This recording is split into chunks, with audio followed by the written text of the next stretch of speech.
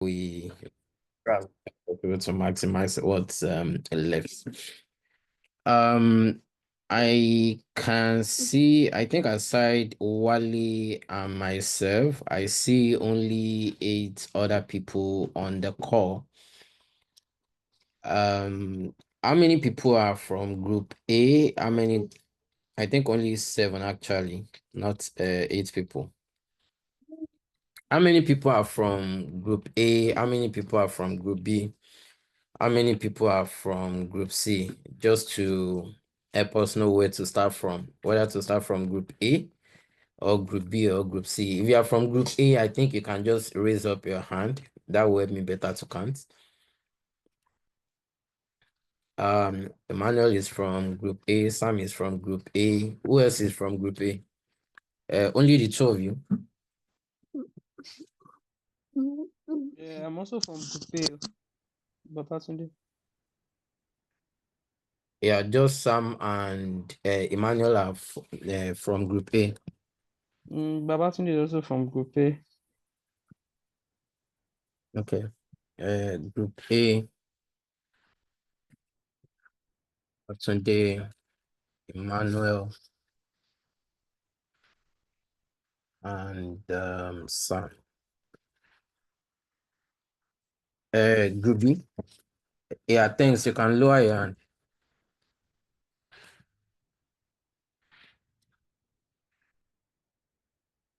Group B, who are the people from Group B? Bami, who else?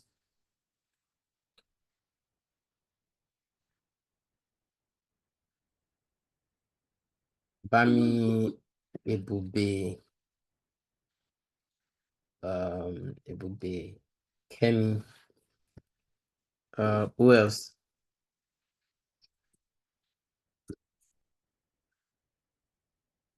Who is Ebube?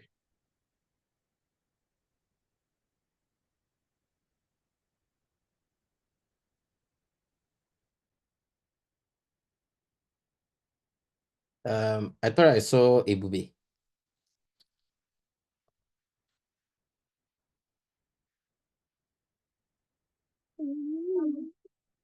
Yeah, I'm in Group B. Sorry? Yeah, I saw Ebube. Ebube is Group B. Okay. Yeah, Group C. Thank you. Group B people can lower their hands. Group C.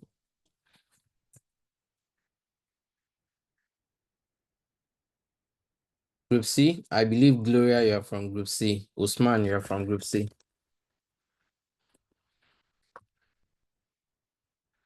Gloria, who else is from Group C? Just the Yeah, Group C, yeah. yeah. Connect. Yeah. Okay. Yeah. Thanks. I think it's fair. It's the 3 per group, so that's okay. So I think what we're doing first today is actually to go through the assignment that is given. And if time permits, we'll start the introduction of Sentinel, which is, I think our next 3 module is going to be about Sentinel. And that's how we'll be concluding this program on Sentinel. But I'm not in a rush to start Sentinel. If we need time to actually deliberate and ensure that we get what's it called, the assignment, understand the assignment, the hacks and all of those things, I think I'm happy to actually spend time on that, just ensure that if needed, the previous learning are reinforced. So I think group A can start first. The conversation we had was approach the 3, but you'll be given opportunity to present only 1, just for us to be able to maximize time. So I think group A can present on task 2. Group B should present on task 3, while group C can present on task 1. So Group A, we can start with you. It will be your representative.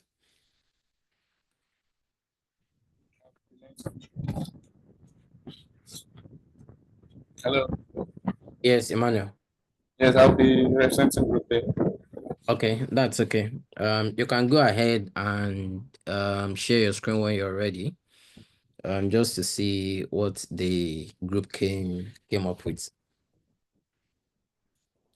Okay.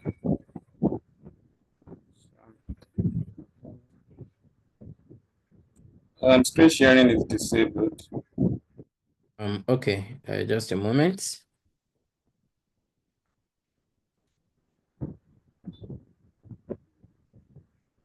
Retry now.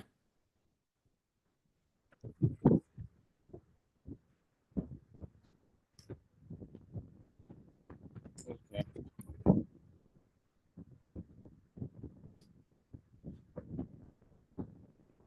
Can you see my screen?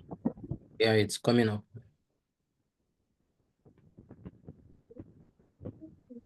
Can you see it now? Yes, I can see it. So, You good can evening. go ahead when you're ready. All right. So, good evening, everyone. So, I'm going to be presenting on the second question, which is the defender for endpoints. And according to the question, we're asked to give a report a recent attack that was detected by Microsoft XDR, but it was not remediated in timely manner, and the affected device was not isolated. And so we are told to make a report on why, what would cause this to happen, if there's any missing or misconfigured controls within the Microsoft vendor for endpoint. So first thing we did was to get a root cause analysis. So looking at this scenario, we found out that it's possible that the reason why this attack might have happened and it was not remediated immediately. Some of the causes could be was as a result that some settings in the endpoint was not enabled, and some of the settings in the endpoint that was not enabled include the EDR in block mode, and this gives the capabilities for the endpoint detection and response to block an attack, and with it not being enabled, it's limited its ability to contain that threat, and also for us to also block an attack, you have to put your device in device groups where you are going to set automation level. And what I mean by device group, you can separate your devices according to maybe department, or even group all your devices in a device group. Then you target those devices by setting an automation level where you give it maybe a full remediation or a part remediation. So when you set up this device group, you set a policy and you target those devices. So when you now put the automation level, when you set the automation level, it grants the XDR the ability to investigate and remediate that attack. And it's also this. We also found out that it's also necessary to also enable the automatic resolve alert, where it gives the XDR the ability to resolve an alert and remediate it immediately. So for the second one, which is to create an EDR policy creation, um, just as we found out the root cause, so the next thing to do is now to remediate that to configure. The next is to configure those root cause that we've highlighted, which is the device group, enable block mode, the setting automation level. So for the first thing was to create a device group. So here we have a device group that was created. This CSMG was created, and we then set an automation level. Just by the right, we see different type of automation level. We have the norm automated response, whereby the devices will not be investigated, even though you can see alerts in the defender, but no response will be done to that attack, and so the attack will actually go freely. And also we have the semi approval required for off folder. We have the semi approval required for temporary folder, we have semi-approval, and what this semi-approval means that once an XDR sees the attack, it then requires an approval from you have configured your policy to receive those alerts. Then the admin then grant the XDR the approval to remediate those attacks. Then we have the full remediation, which is what we want for us not to have an we want to give the XDR a full control by once you see the attack, it investigates the attack and also remediates the attack. So we could see that the full remediation Microsoft Defender for Endpoint will automatically investigate and remediate device without human intervention. So that is exactly what we want, and that was part of the scenario that was described as they see the attack, but the XDR did not fully remediate the attack. So that's the first one. The other one we did was to enable the block mode. While we enable the block mode, you can see in the advanced feature in the endpoint settings. So we enable the block mode. We also enable the automatically resolve alert and allow a block file. So all this gives the XDR the full capacity to be able to block any attack that is coming in. From the block mode, we see that it says that the Microsoft Defender went on the Microsoft Defender for Endpoint leverage behavioral blocking and containment capabilities by blocking malicious and behavior observed. So it's enabling these settings grant the XDR much more ability to be able to resolve an attack. And when we enable the automatic resolve and alert, it also grants the ability to be able to investigate and find threats within the devices or environment. So the next question, which is for us to simulate an attack. So what's the simulation that we carry out is like a malware simulation where we use an ICAR test file, and then we created an ICAR test file which is in TXT in a notepad on the device, on the VM device. So we save the file on the device. So we see here, this is the file that was saved, this ICAR2. It was saved on this device, and if you check the time, this was 3:59 p.m. So after saving it there, so we just wait for what will happen. We are waiting for the automated response from the XDR. So we have an alert review. If we go to the so we'll go to the Microsoft Defender Security Center to confirm if the XDR detects that file and what was the response. If we still need to delete it, but while coming to the Microsoft Defender Security Center, we could find out that okay, the defender picked up the file, and it could read that the ACAR test file malware was prevented. So it deletes the file. If you look at the time here, the first activity was 4 o'clock. So once, and it was 3:59 when the file was created, and by 4 o'clock, that was just like a minute interval. The defender pick it up and then deletes that file from the device. So the next question, which was for us to create an attack surface reduction and admin. So this attack surface reduction admin helps us to be able to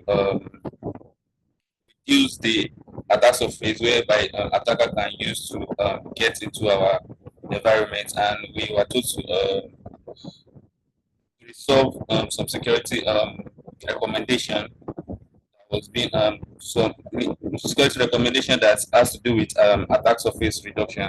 So here we have about 5 security recommendations that we resolve, and how did we resolve this? We use the endpoint security policies in the Defender to create an attack surface reduction policy where we then block all Office applications from creating child, that is to prevent malicious use of Office apps, block JavaScript or VB scripts, and to block executable files from running, and to also block process creation originating from PSEC and WMI commands, and to also block untrusted and unsigned processes that run on USB. So these steps to protect against malware execution from maybe a USB that is a removable device. So we put all this in block mode so that so that we reduce the attack surface. By putting this in block mode 2, we also remediate some of our security recommendation in the vulnerability management. So in summary, so with all these that we've done, with all the EDR configuration that we've done in the environment, so we're able to we know that when there's another attack, the defender is ready to automatically investigate the attack and also take the necessary remediation. And also by also configuring the attack surface reduction policies, we've also reduced attack surface for which the attacker can use to gain entry to our environments. Thank you. Thank you, Emmanuel. For everyone else, is there a question for that group? Please ask question, ask the group question.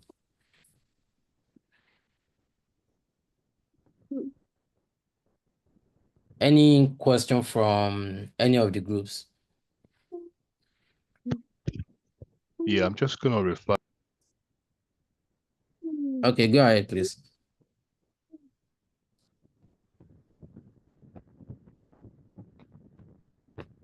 Hello, can you hear me? Yeah, I think that was Bami that was trying to speak earlier. Bami, you can unmute and go ahead.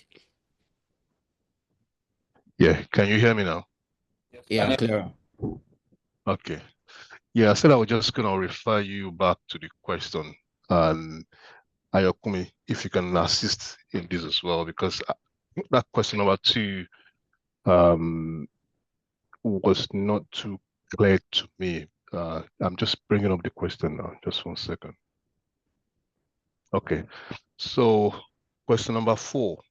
It says, review the security recommendations provided in Defender for Endpoints and implement at least 5 policy-based recommendations related to attack surface reduction.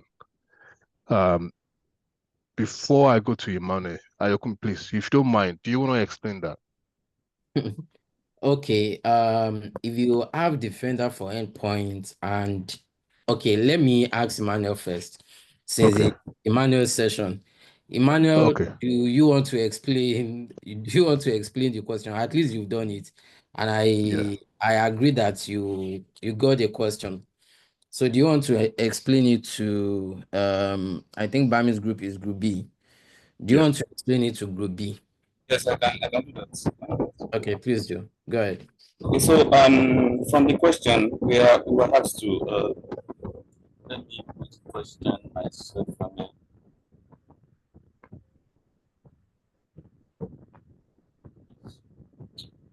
Sorry. Okay, my device is not coming up. So from the question, we asked to review the security recommendation in Defender, and then we should create a policy that speaks to attack surface reduction. So on your Defender for Endpoints, there's what we call the vulnerability management. I believe Mr. Ayokumi showed us last week. In vulnerability management, you see security recommendation.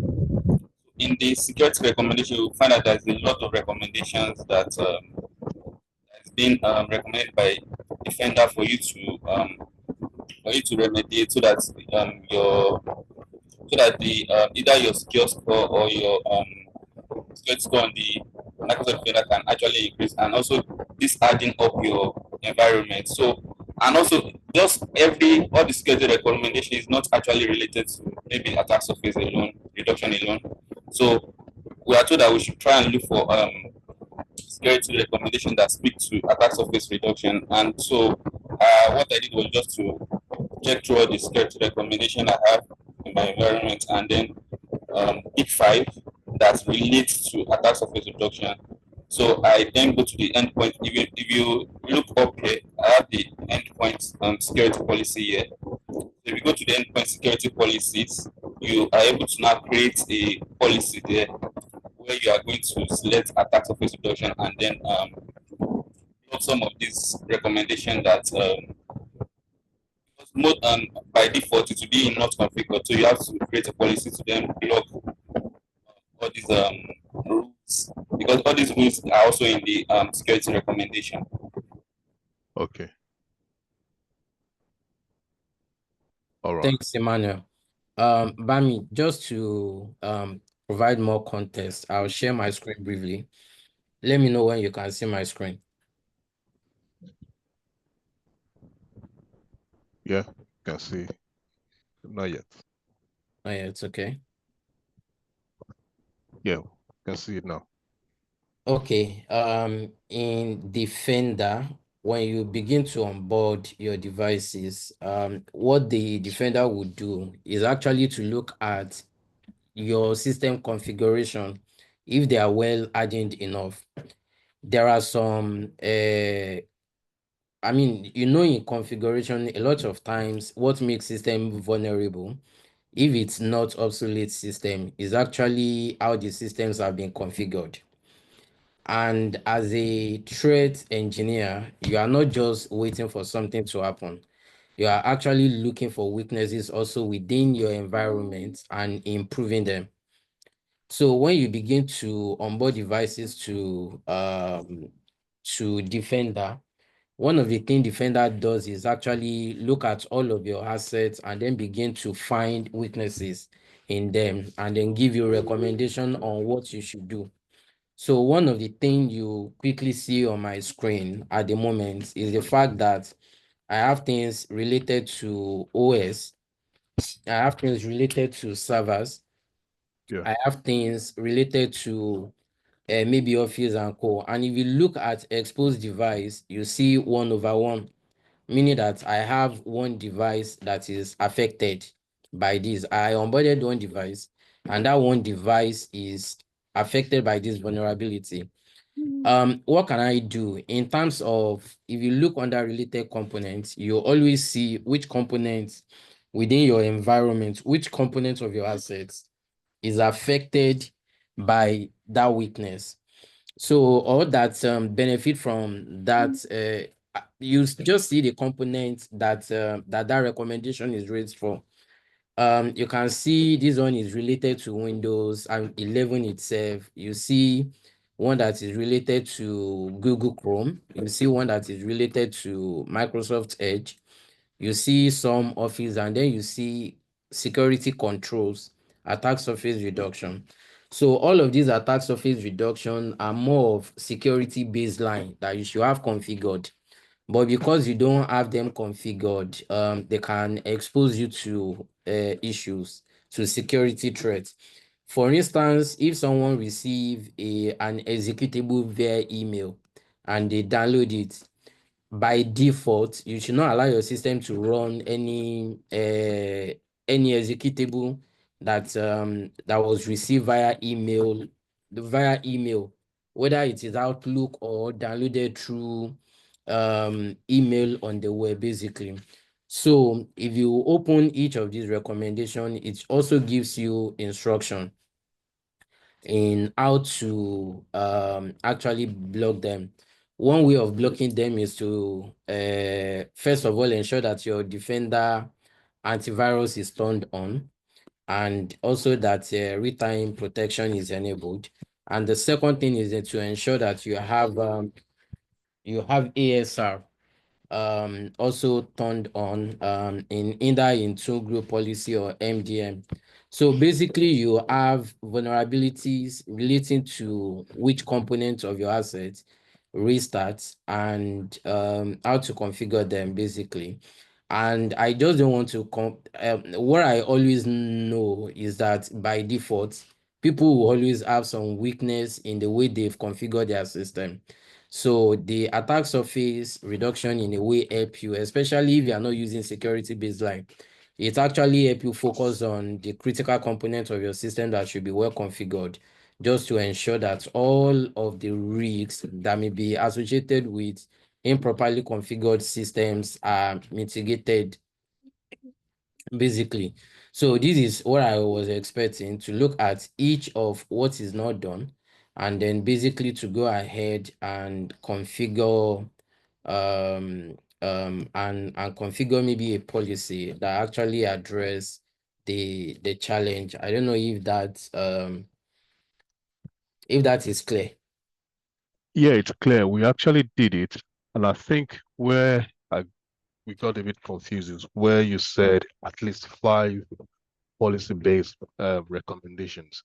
So what they've done so far, from what I saw on their reports, is they pick 5 recommendations here, and Yeah. then they implemented those recommendations in their tax surface reduction. Was that the question? Yeah, that's the question. For some Okay. of them, and thanks for picking that up, which is one area I've actually not critique in what Emmanuel presented. It is possible to go to endpoint security, create a new policy for Windows, what's it called? Attack surface reduction rule, and then create a policy for them, and under maybe configuration settings. What Emmanuel said by his presentation is the fact that under all of the what's it called? Emmanuel didn't show us actually which of the recommendation he was Yeah. okay, he did. He did. He showed us which of the recommendation is it was fulfilling, and it was just smart enough to just pick 5 out of here and possibly just highlighted it. It didn't actually show us from the recommendation set to say that okay, I have selected my recommendation first Yeah. from here and I am implementing. For me, for instance, if I have to implement the first 5, I think I saw something like block executable from what's it called? I should block executable content from email and co, and then the remediation option is just to turn on the real-time protection, basically. So if that was the thing, I would expect him to just show me a configuration that says that okay, a configuration where you turn on the Defender antivirus with real-time protection. I know we did that together earlier in one of my demo anyway. So that could have just fulfilled this. Emmanuel, so well, we appreciate your presentation and what you have selected, but just that a step was missed. Thank you. Thank you. Any other person have question for Emmanuel? Group C, since you also now have opportunity of presenting question 1 again. Since you also now have opportunity of presenting question 1 again, if you have anything that was not clear while you were doing your question, I believe you can also ask.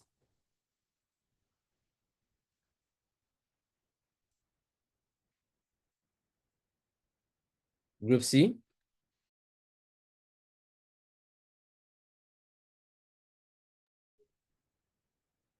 Good evening. So, the only question I think I have is, I was, when he was explaining the simulation testing, I wanted to know how he got the simulation test. He mentioned ICAR. I wanted to know whether he did the simulation test himself or he got it from XDR. That's just my only question I picked up while he was presenting. So if you could just let us know how he came about getting the ICAR simulation he used. Hello. Hello. Can anyone hear Go you? ahead. Yeah, I can hear you. Go ahead. Okay, for the ICAR simulation, what I did was just to check online for an ICAR text. So what I did was after getting an ICAR text, I then go to my device, the test device, and I open a notepad to create a text file. So I just paste the text, the ICAR test, the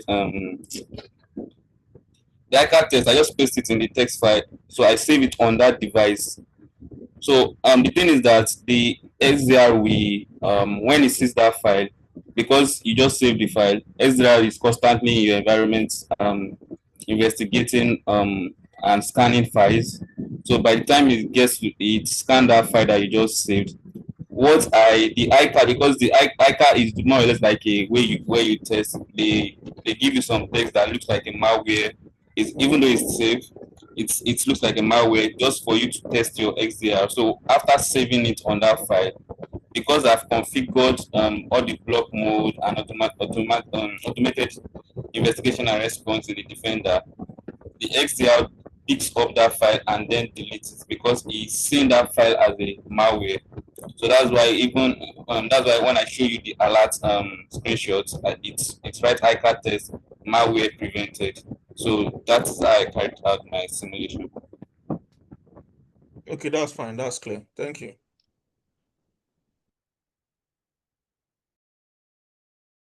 Any further question from anyone? Yeah, I think another thing that just came to my mind was one of the lapses was the time it took Defender to remediate the malware attack. I'm not sure how long, I mean, since the automated worked, how long did it take? I don't think we saw that. Okay, sorry for cutting you short. I'm very sorry. Please continue. Yeah, and then when we did it, it kind of it took a while before the alert was generated. So, but if you had configured, I mean, what we did was to configure notification via email, and that was kind of instant. So that could, get you notified even before the alert was generated. All right. So during my presentation, I actually showed that. Let me just. I don't know if I can share my screen again. I specifically showed that. Please go ahead and share. That's part.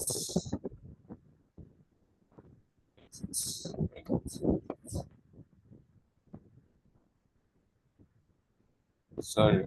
Let me just share my whole screen.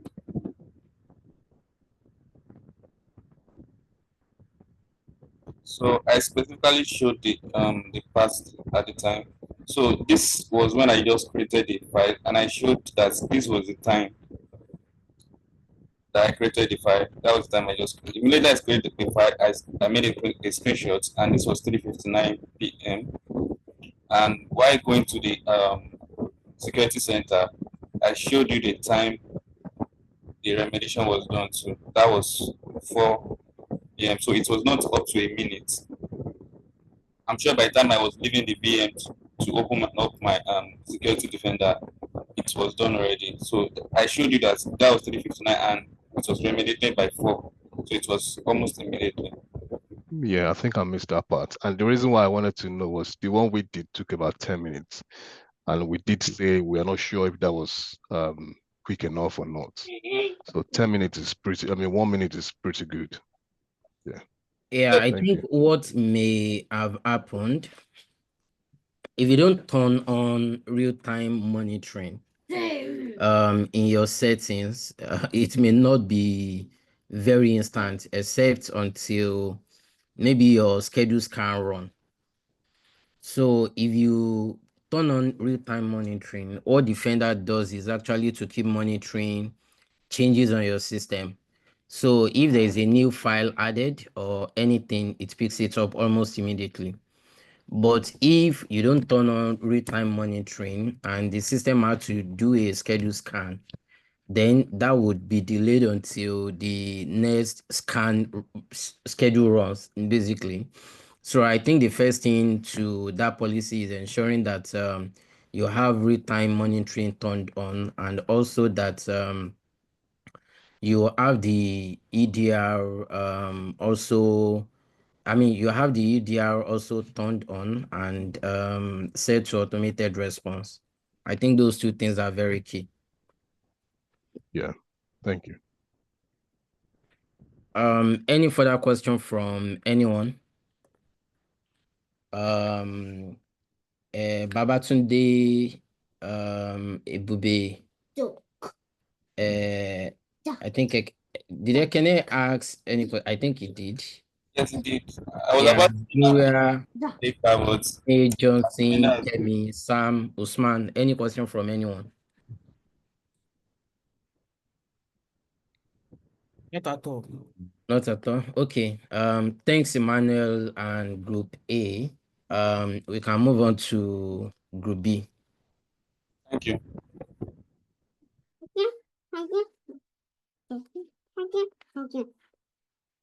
Group B, who is your representative? Yeah, I'll just share my screen. Just one Okay. second.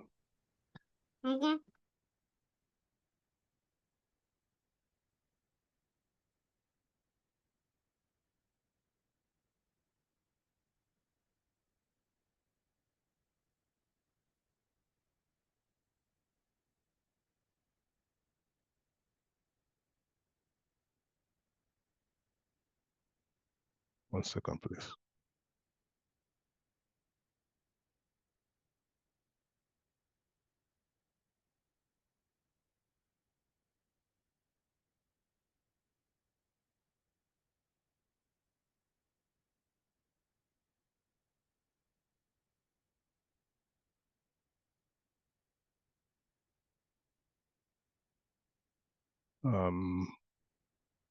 What can you see?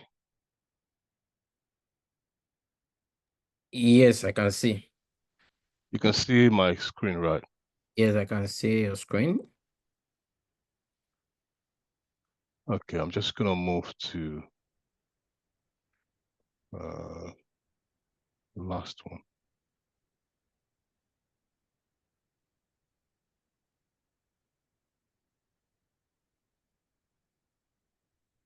Thank you. Please, can we confirm we can see it as 3 technical reports? I can see it on my side. Okay. All right. So this is the third question, and this is to mentor a junior analyst who is struggling to understand the KQL query. So the purpose of this mentoring is to train a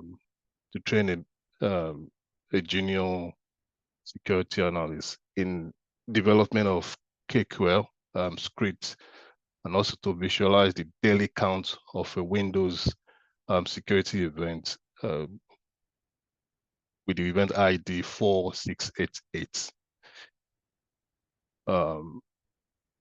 over 120 days. The data is essential to detect abnormal process creation activities across monitored systems. Here we only use just one system to test that, and we'll get to that pretty soon. So the training objective for this junior analyst is to introduce them to the fundamentals of KQL, develop a query to filter and count event ID 4688 occurrences, and then aggregate the data by day for a time series analysis, demonstrate the use of Azure Logic Analytics for query, and to validate the query output, again, through the Azure portal. Now, if we look at the question, what we are supposed to do is to filter the event ID for 120 days. Now, from what I explained, or from what we explained to the junior analyst, security event ID, the table that this will come from, as we can see here, is the security event table. Now, for how many days? For 120 days. So this is where time generated greater and equals to 120 days ago. The pipe here obviously indicates that the fields that comes into this line. I'm just going to highlight this. That comes into this particular line is coming from the top, from the table itself. The output from this table goes to the next one, which is the time generated. And then the output for this number of days would go to the next one, which is the event ID that we want to filter out, which is 4688. And the output from this one goes to the next one. What we want to do is we want to summarize the count of the events for the past 120 days. And what we have asked again from this output is to order the events in ascending order. And after doing that, then to generate the time, use the time chart to render, which is to like give us the visual output of everything. And this is explained here in the tabular form, just to make it simpler for the junior analyst assimilation. And the execution here is to walk through all of this. I'm just going to jump all of this, then I'll come back to number 4 and 5. So we have the appendix here. I'm just going to see if I can enlarge this. Yeah, so this is the query that I explained just now in the query itself. And as you can see, the output using the count command in ascending order as we prescribe in the query. From 25 of February 2025, we have 782, and then all the way down to 2,109. That's the count. That's the count of the event. And then if we look at the second, the last line there that says render as time chart, this is to visualize this, and this is the output of that. As we can see, the event kind of increase and go up like that, and then drop towards the end. So I'm gonna go back up to number 4 and 5. You can go to your when you first generated without. Yeah, okay. If you run this, and why did this first? I mean, you run this first with the render as time chart, and the second one you run it again with render as time charts. Why did you have just a result presented in the tabular format and in the charts in the other query? I think that is the first thing. Then the second thing I'm looking at, yeah, no, if you can still stay on that first query. Okay. I'm looking at order by time generated ascending. Okay. So I think I understand what okay. you're saying. So this is the main, this is the output. Yeah. By the count, by the event count. This is the number. And if you look at my mouse here, this is the result. Yeah. That's why I click on the result to show us the count. Yeah. But if I click on the chart, yeah, of course it will flip to. You got me, don't worry. Oh, okay. All right. So going back to where I stopped, which is number 4 and 5, I think. Where was that? Yeah. So number 4 and 5. So this walk through the log analytic interface. I mean, kind of explain what the interface look like and explain the functionality of the portal and the query, the KQL altogether, and then show the hands-on experience, which is what I've just shown you guys just now. And then to visualize, we use the time chart. And obviously the tools used, this is the portal that we use. This is the demo portal that we use. And of course, the steps taken to perform everything. And the learning outcome, the junior analyst was able to understand the structure and the syntax of KQL, apply filtering and aggregation logic, and execute and interpret. Of course, like I put everything in the tabular form, I mean, it was able to interpret the output and every other thing here. So the recommendation for the junior analyst is this, is to reinforce the learning and build on the foundation that we've just laid just now, and ask the junior analyst to go and explore more, explore the join, extend, and project command, see what it gets by using these commands, and practice more alerts, and then give more event IDs, 4628, 4625, and 467. And that's the conclusion there. But something happened during this training. And then I remember, Ayokumi, while you were showing us how to use KQL, I think you did say that KQL is case sensitive, isn't it? So that came up, and what we were able to come up with is this guy here. I'm just gonna expand this.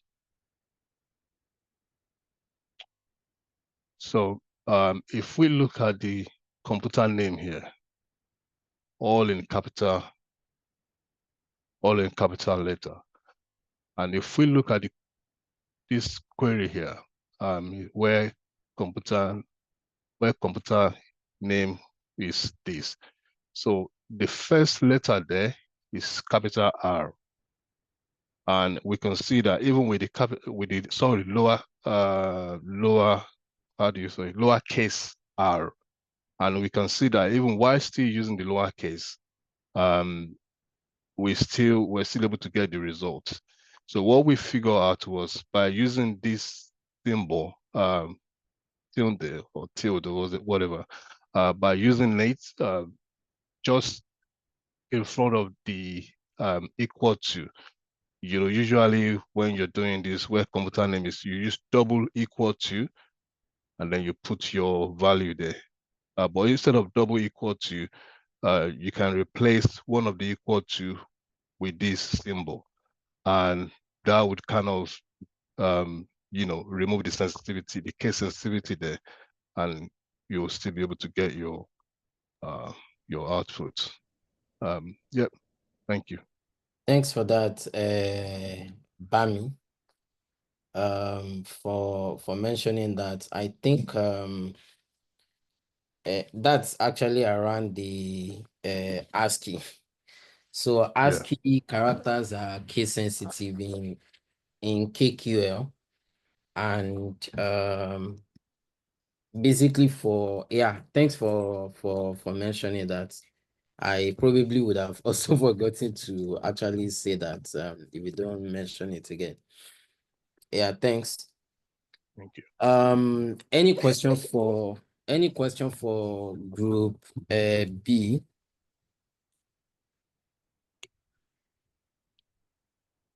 Any question for group B?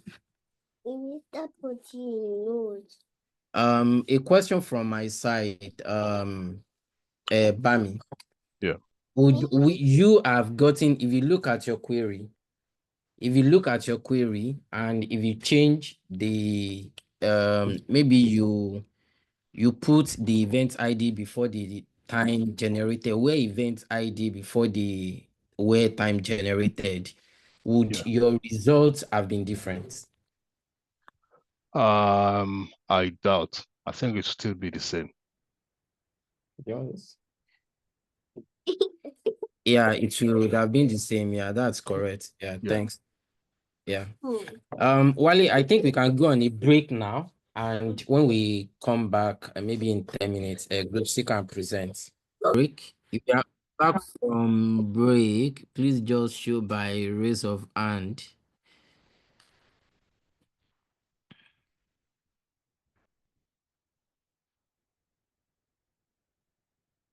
If you are back from break, please show by raise up of your hand.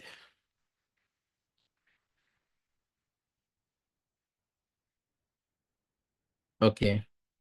Group 3, it's your turn. Who is the representative? Good evening.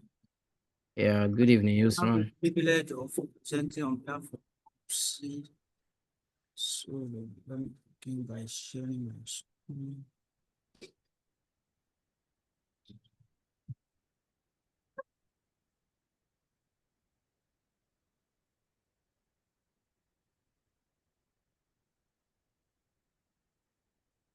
Okay. Actually, this was the. I don't think I need to go through the executive summary. Okay, introduction.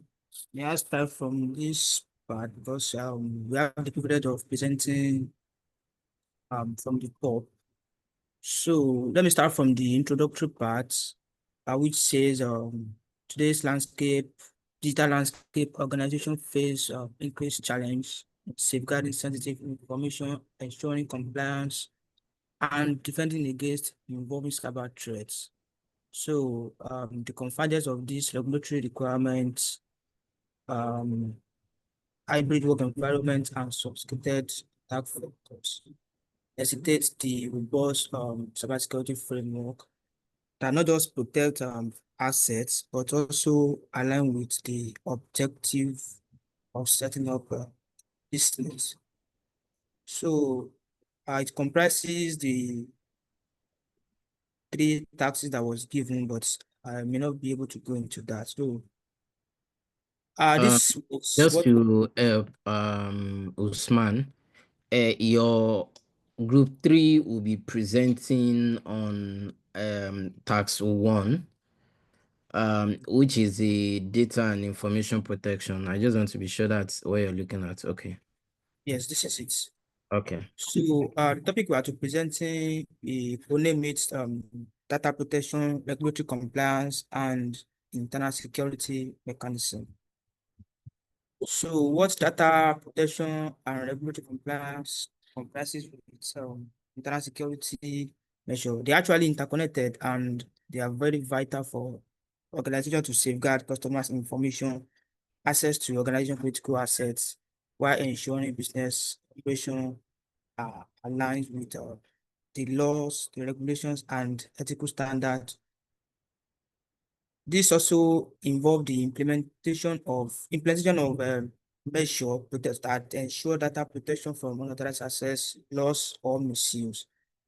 So adherence to regulatory compliance requires both legal and industry regulations governing data handling, while we have internal security that focus on implementing those measures that guarantee the protection of data against both internal and external aggression. So the purpose of having those three fundamentals is basically number one, we have data protection, which give us the guideline or the framework for or give us the overview entire graphs of triad in security concepts, like a security concept, which is CIA, and that is confidentiality, integrity, and availability of data while maintaining good reputation of business by customers. Because if customers are not able to guarantee that their data submitted to a particular organization is not being secured properly, that may cause your reputational damage. So that is the number one purpose of those parts. So in the regulatory compliance, to ensure strict adherence to legal and industry regulations related to data handling to avoid being fined or penalties if you found not complied. So this part says if you are operating in a particular environment, maybe in an industry or a geolocation where there are certain laws and regulations to be complied with, if an organization is found not being complied with, there are certain fines or like revocation of license and so on, or monetary fine. So that is that. Regarding to internal security, this has to do with the effective implementation of measure that protect data from both internal and external threats. And it also helps organizations to stay ahead of threats and enhance security controls. So recognizing that Aviva that we are given to configure certain measure to mitigate their data law compliances and industry compliances. So there are certain applicable laws and regulations that Viva must comply with. One of them is being a company that operates within North America and Europe. So we arrange this not the order of importance, but just to give us the general concept of those regulations. So we have here IPA. IPA is a federal law in the United States that was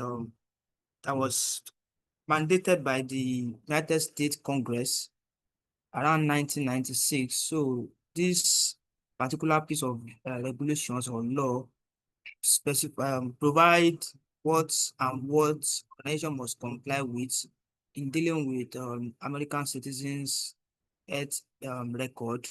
So you could find below that who needs the IPA that listed here are the organizations and businesses that must comply with IPA if you are to operate within North America or Americans, USA to be specific, but it's obvious that IPA cover not only United States. Many, it was generally accepted framework. So these are the component of the laws. This is not exclusive, but there are more, but just to not bother with those grammar. So here we have GDPR as well, and this was enacted in the European Union community that that give the guidelines and how data should be collected and used and stored, particularly for European Union citizens or residents, in order not to expose their citizens to maybe data breach or identity theft. So these are the rights that was given to citizens while submitting their information to a particular organization or a platform. So here also we have organizations or businesses that were compared to follow IPA regulations. Also, we have ISO IEC 27001, which is international standard on requirement for information security management. This is also a framework that provide frameworks of how information security management system should be governed, in managing sensitive data and information. So also we have some some organization that was captured under ISO regulations, which is healthcare, insurance company, e-commerce, and so on and so forth. Yeah, sorry for cutting in. Is ISO a regulation or a standard? It's a standard, not a regulation. It's not Because any there are, I mean, there are differences between regulations and standards. value. So this is regulations, not law, because it wasn't binded by any particular law. So it's just a standard. Yeah, also if you can speed up so that we have time So also to. we have PCI, DSS. Also, it's basically for payment card industry, how they govern customers' data and information to avoid data breach. Also, we have this CCPA, which basically for California Consumer Private Act. So this is limited to within the California organization that deal with California sub-region or states. So in assessment of the current posture of our security architecture, Microsoft Purview was deployed in that aspect. So to give us the general overview of the security posture, and we also use CCPA to set an example of the current state of our security posture. So why we also have to implement certain regulations, certain policy that ensure the compliance to regulations. So we specifically choose PCI, DSS, and IPA to be complied with. So we have many, but we are asked to choose two. So this image below shows the rules, how it was created and how it was okay. The deployment was shown in it. So this is the how we deployed and the response that we get from testing the rules. So this is what we have to present. Thank you.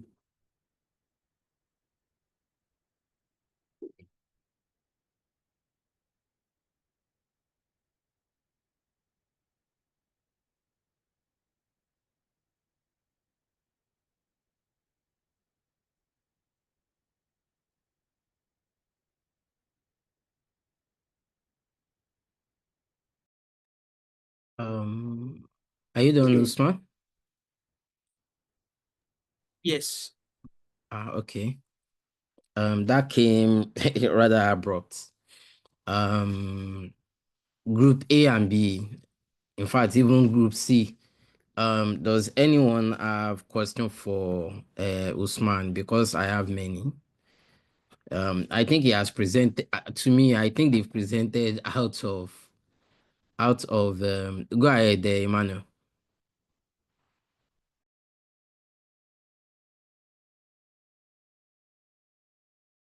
Emmanuel, your hands. Well, okay. Yeah, go ahead.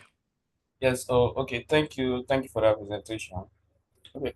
Just what I want to ask is, you said you created a policy for the IPA. I just want to ask that which policy was created and how how did you create the policy? And you mentioned that some alerts were generated. So I just want to ask that how did you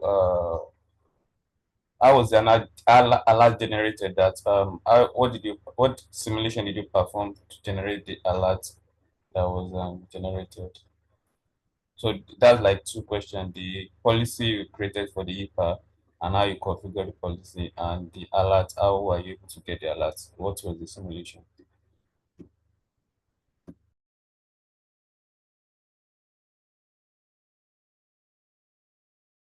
Okay, thank you.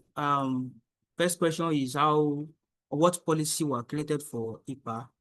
As I have said in my presentation that IPA specifically provide regulations for how health record must be governed, must be the information about health for personal for patients, how it should be collected and governed. So when you go to Purview solutions, under the data loss prevention, we have certain or many regulations underneath that you can choose when you wanted to create policy for. So under that, you find your policy, you find your regulation, you find whatever regulations you want to choose and follow the process on how to create certain policies. The second question goes to us, okay, the alerts after the rules was created, I tried to use my personal mail to send information out of the organization, whereby if you can find there the content of the the content of the message that was configured to block.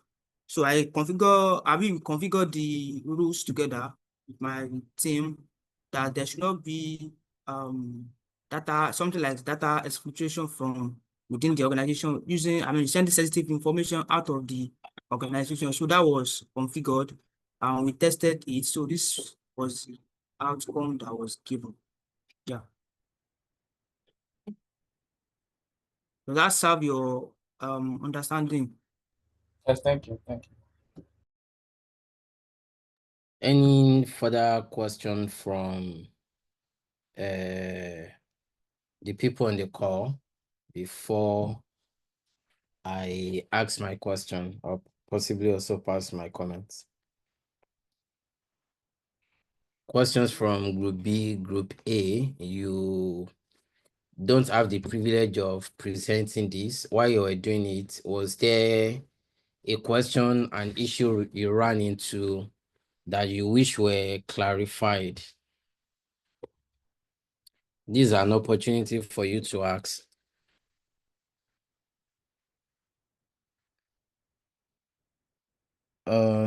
Okay. Yeah, thanks to you, Usman, and the rest of Group C. But I feel like If I can I was just trying to, sorry to cut in. I was just trying to replay everything he said and then see what I can ask. Part of what I was going to ask, Emmanuel asked. But if I may ask, Usman, thank you for your presentation. So I think we were asked to use Microsoft Defender and Purview to access the components that Viva can leverage on. And I believe, again, we're meant to use those two portals to implement the regulatory controls. So you picked two, PC, what's that thing? PCI DSAs and one other one, maybe HIPAA also. Maybe I missed it, where you use Microsoft Defender and Purview to for your implementation. I probably have missed it. If you don't mind to take us through it.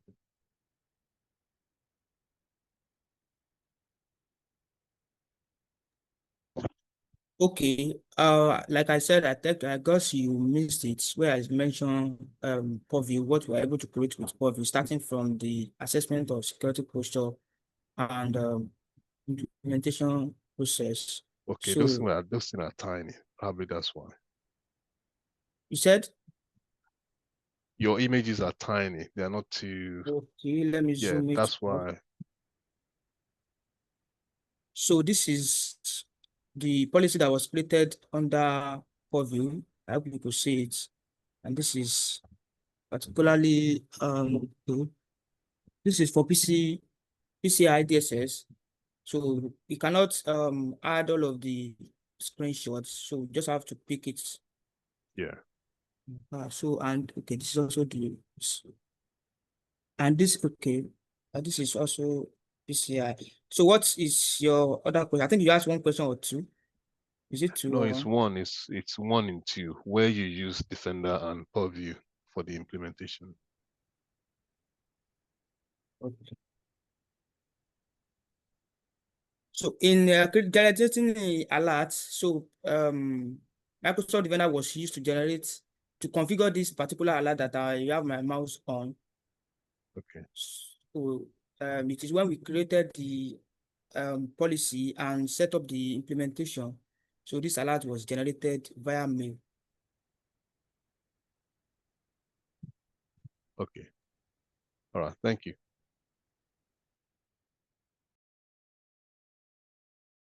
Okay, let me say it this way. For all of the Microsoft ecosystem, everything relating to security alerts is managed by the XDR.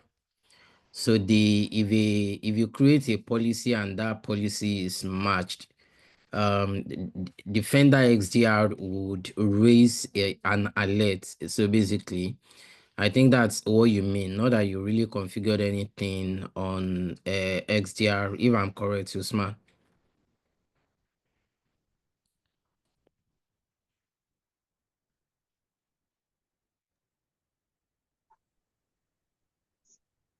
Yes, Hello. you are. Yes, you are. Okay, yeah, thank you. Someone else was going to speak. Please go ahead. No, I thought Usman was not close to the system, so I wanted to answer on his behalf that yes, the policy was created on Purview and it was generated with security Microsoft Defender, since the Defender was the security aspect of it. So for everything we did, it was generated as an alert on the Microsoft Defender.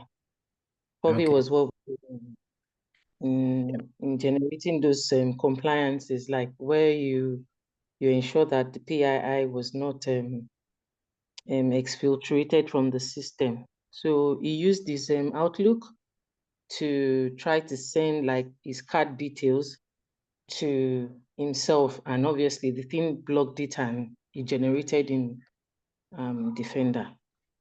I hope that clarifies that. Thank you. Yeah, yes. Yeah, thanks. Thank you, Usman and the entire group. C. I think just some feedback. I think only group B, um, during the earlier presentation, I did mention the importance of document control, especially for us as security professionals. I think only group B observed the what's it called, document control. I'll just try to reiterate again that that's very, very important. And while these reports may look academic and maybe unofficial, it's always good to use what's it called, best practice, even while playing, so to say, just to ensure that it become a norm for us, and it's something that we keep doing every time we need to write security reports, and that can be a differentiating factor, especially for someone that is given an assessment to do while trying to get while interviewing for a job. So it's always good to have document control in place. And for organizations who are already subscribed to maybe like ISO 27001 standard, that's one of the things that the auditor always check first when they come into an organization to do an audit. If you have a proper document control in place for all of your policies and the technical documentations that relates to the ISO or that you are presenting as an evidence. So always ensure that you have proper document control in place. I think that is the first thing that I would like to say. Thanks again. I saw the collaboration as well. I saw several meetings that different groups were having just to be able to do this. In cyber security, I know the idea is for individual review to have your test environment, but the reason why I felt like it's best that we're put in groups is to actually foster collaboration. In security, we thrive on community, and it's even outside of your team, you always have to work with business people, and it's always very good to know how to manage expectation and stakeholders. And I think being able to network within among ourselves and be able to come with solutions, I think it's also a very good thing. So maybe this feedback for Group C. I think you deviated in a way from what the tax objective were. For the first part of your tax, it says you've been given a fictitious group called Aviva, and you've been given the jurisdiction of Aviva where they operate, which is currently in Europe and North America. and you've been told that Aviva had to comply also with a wide range of regulation and data protection requirements across multiple jurisdictions. So some of the things that you mentioned, like ISO 27001, doesn't have anything to do with a regulation, and that is a standard. Now, there's a difference between a regulation and a standard. For standard, first of all, standards are not enforceable, right? They are best efforts, and it's usually carried out by organizations just either to improve what's it called, it's usually for them to establish some consistency, maybe safety or quality and efficiency, or aligning themselves with industry standard. Sorry, I'm using standards, I mean industry standard to define standard again. So basically, they are just a framework for them to measure themselves against with, and then be able to improve in terms of quality. So it's also not legally enforceable. If I choose to do or not to subscribe to a standard, or implement or not implement a standard, they are not enforceable. I mean, so basically it is voluntary. In terms of regulation, it is legal and it is binding. So if you operate or bring your business into that area, it is important that you comply with that regulation. If you don't comply with that regulation, you may be fined. You may be open up to what's it called, lawsuits. And maybe some industries are so regulated that even the company may be closed down. So it's always very important to understand that differentiation between a standard and a regulation. And the first task says you are to conduct a comprehensive review to identify and discuss the data protection and privacy regulation Aviva must adhere to. That would be in the context of their jurisdiction and area of operation. In terms of jurisdiction, North America, in terms of Europe, you have all of the, is it 23 states within the European community? And that also means that you, first of all, must comply with GDPR. Outside of GDPR, UK is also part of the EU. That means you have a Data Privacy Act also to comply with as part of what's it called? A Data Privacy Act to comply with. Also, there is DORA for there is also DORA in effect within the EU community now. And DORA applies to what's it called? Financial institution. So what's it called? Insurance company are also seen as financial institution, and as such, DORA also affects affect Aviva, and that is already three. In terms of North America, because they are health insurance, and they probably also will hold some health record. For me, I remember I'm currently in the UK, and I have a private medical what's it called? I have a medical insurance for myself. And I remember that once signing up, they asked me for certain details about my general health, my well-being, and all of those things.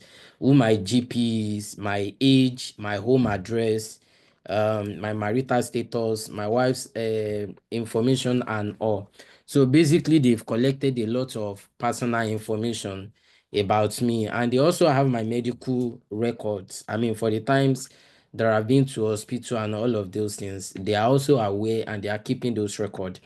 So HIPAA requires that all of those patient information, the medical record, and all of the the patient information in care of organization operating within the health sector must also be protected. That is one. And two, nobody should be able to access them just anyhow. And I think while we're talking on Saudi, I painted a scenario where it is possible for some people, just because they have certain access, they could go to some systems and then be checking information out. That is an abuse of privilege. And organizations can actually face sanction because of that. Now, the thing is, when an employee of an organization do something like that, while it is employee that did the act, that committed the offense, the person accountable for that is actually the organization for not putting appropriate control in place. And that is why you find out that for organizations, they need to actually have appropriate control in place. Now, for the CCPA, which is around the consumer protection, basically, I think technically it may appear also to what was it called? Because I'm a consumer of their service, it's possible that some people are trying to do maybe a campaign and then they are requesting for people that fit a certain profile.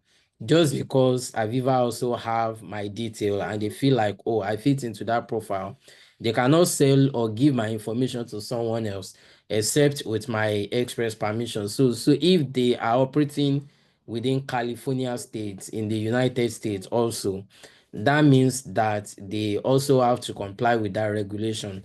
And that is not the only regulation that they need to comply with. Data privacy law is very, very different within US.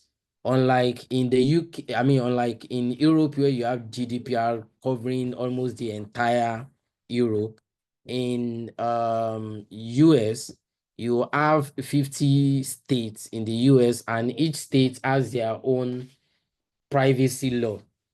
And that means beyond what we currently have, beyond HIPAA and also the CCPA, we also have some other um laws that they may comply with. And I was also expecting that you'll be able to research some of those states and come up with that.